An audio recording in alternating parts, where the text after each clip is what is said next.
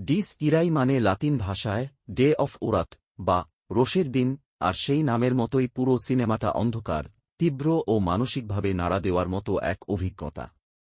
ছবিটা মূলত এক মনস্তাত্ত্বিক থ্রিলার, যেখানে মানবতার ভেতরের পাপ, অপরাধবোধ আর প্রতিশোধের ইচ্ছা একসাথে গাঁথা হয়েছে।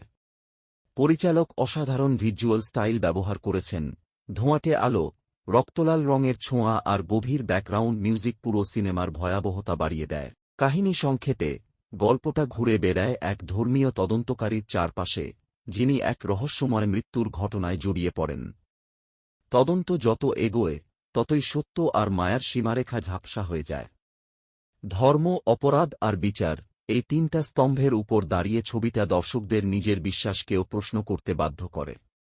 অভিনয়, প্রধান চরিত্রে অভিনয় দারুণ গভীর।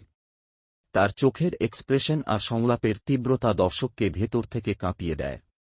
সাপোর্টিং কাস্টও যথেষ্ট শক্তিশালী, বিশেষ করে প্রতিপক্ষ চরিত্রটি মনে দাগ কাটে। সঙ্গীত ও সিনেমাটোগ্রাফি, ব্যাকগ্রাউন্ড স্কোর সিনেমাটার সবচেয়ে বড় শক্তি, প্রতিটি দৃশ্যে ভয়, দুঃখ ও উদ্বেগের অনুভূতি তৈরি করে।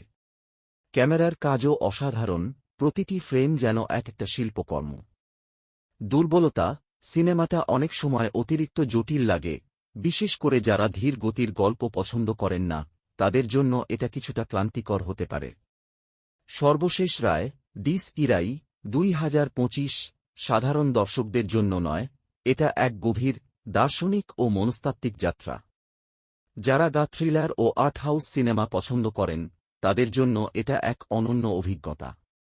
রেটিং 8.5/10।